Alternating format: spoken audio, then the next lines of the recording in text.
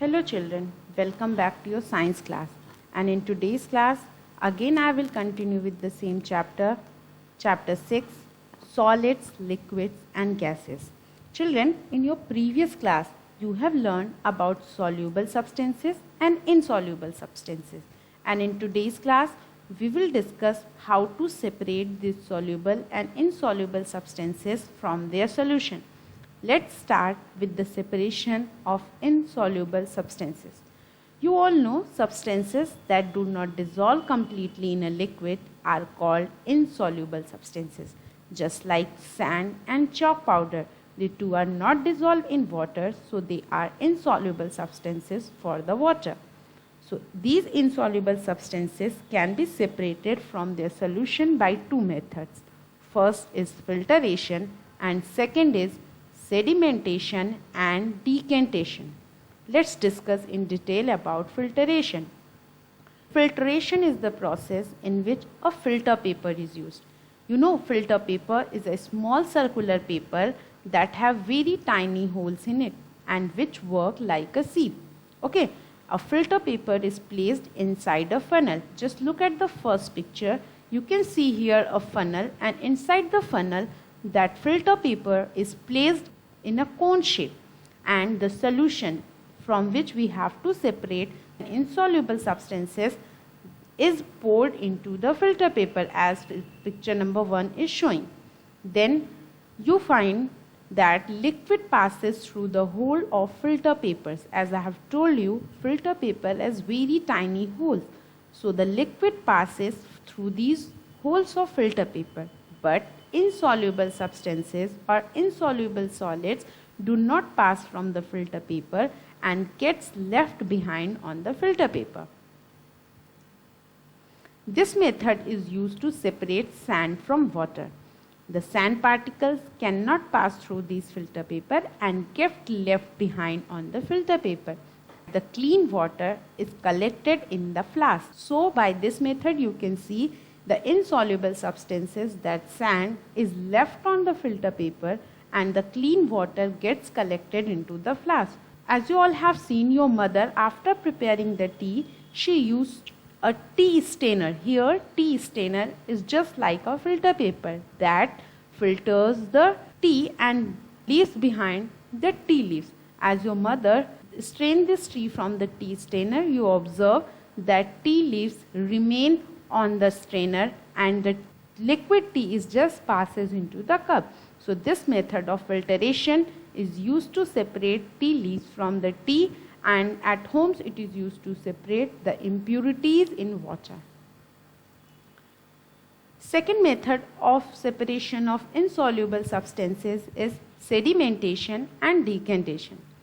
If the liquid containing insoluble substances is left undisturbed for some time, the heavier insoluble substances settle down at the bottom of the container. Children, you all know that insoluble substances do not get dissolved in the liquid.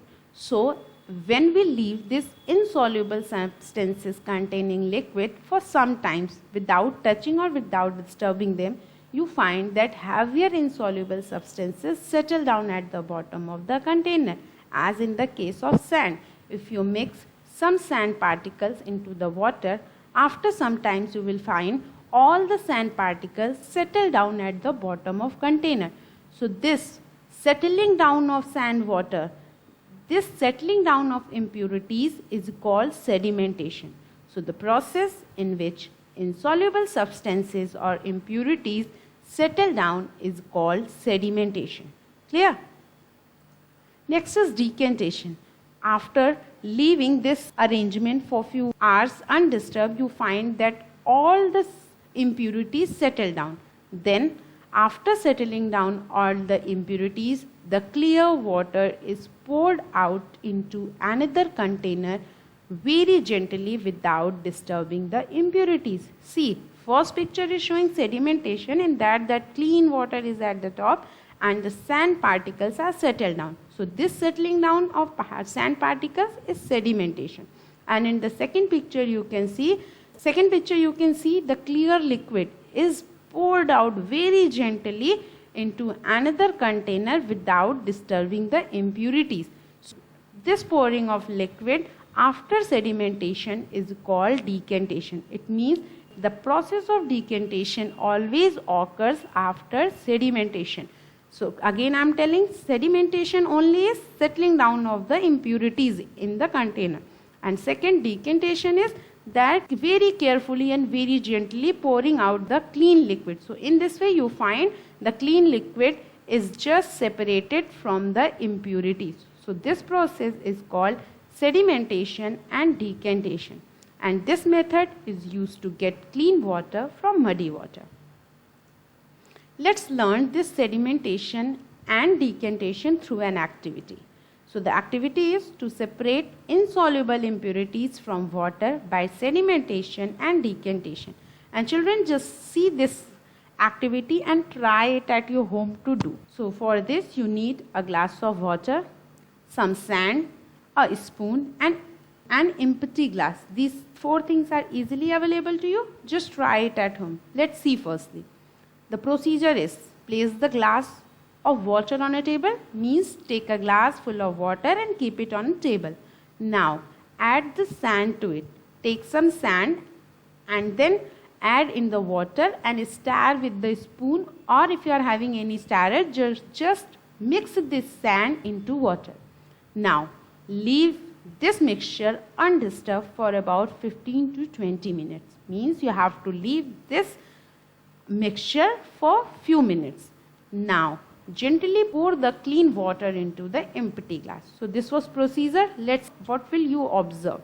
After some time you will observe that when you leave this mixture undisturbed for 15 to 20 minutes, you find that sand settle down at the bottom of the glass and the clean water is left remain on the top, and the clean water can be gently poured into another glass.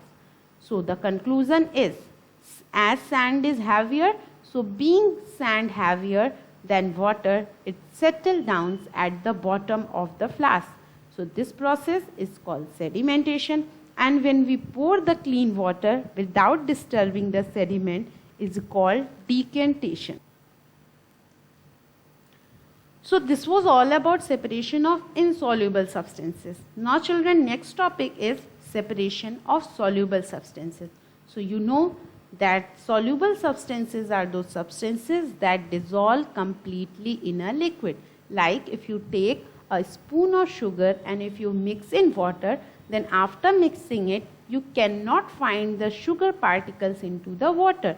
The reason is that sugar completely dissolve in the water. Sugar is a soluble substance. So children, now what are the methods to separate these soluble substances from their solution? So there are two methods, evaporation and distillation. Now let's discuss in detail about evaporation. To separate soluble substances, we use the method of evaporation. Salt is soluble in water. So when we mix the salt in water, then the solution formed here is salt solution. If we heat the salt solution, the water will get evaporated. Salt is obtained from seawater by this method. And children, you know soluble substances you cannot separate by the method of filtration and decantation, as you have learned in the previous topic. So for separating these soluble substances, we use the method of evaporation. So let's understand clearly this evaporation with an activity. So activity 5 is to separate soluble impurities from water by evaporation. So for this you need a china dish, as it is showing in the picture, salt solution. Third, you need a Bunsen burner, as it is showing in the picture. Fourth, a tripod stand. And fifth, a wire mesh. These all are showing in the picture. So children, these are the materials which are easily available in the laboratory. But at your home you will not find these things. So in place of Bunsen burner, you can use gas cylinder to heat the solutions. But take care that you are taking help of your parents or any of the elder. You will not do it by yourself. Okay. And in place of china dish, you can use any of the utensil which can be easily heated on the gas. Okay. So let's learn the procedure.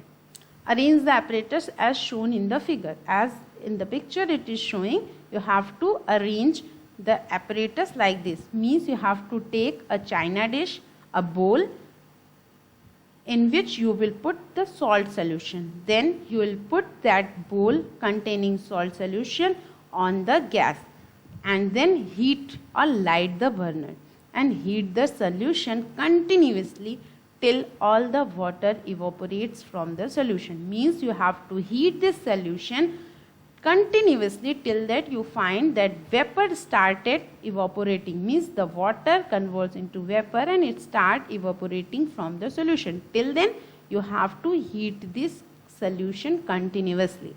Now as you find that water evaporates from the solution, switch off the burner, switch off the gas and let the china dish cool down.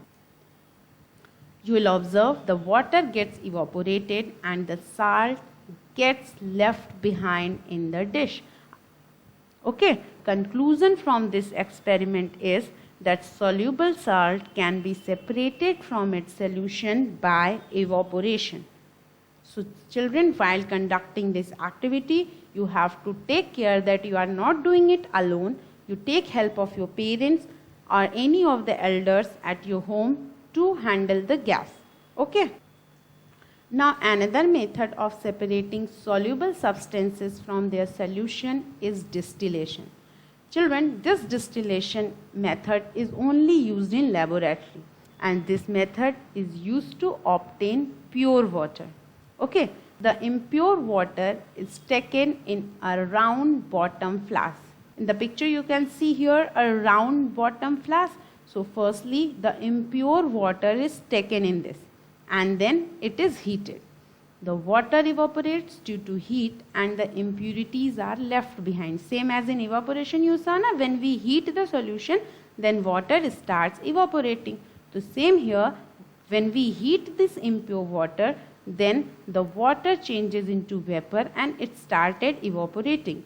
Okay, and as you find the water vapor reaches the neck of round bottom flask. So when the water vapor arising, it goes up, and when it reaches to the neck of round bottom flask, here one condenser is connected. Look at the picture. Here you can see one condenser. The function of the condenser is to cool down the water vapor. So as this water vapor evaporates, it goes up and passes from the neck of the round bottom flask to the container which is connected to the round bottom flask. And here in the condenser, this water vapor cool down and again changes into the water.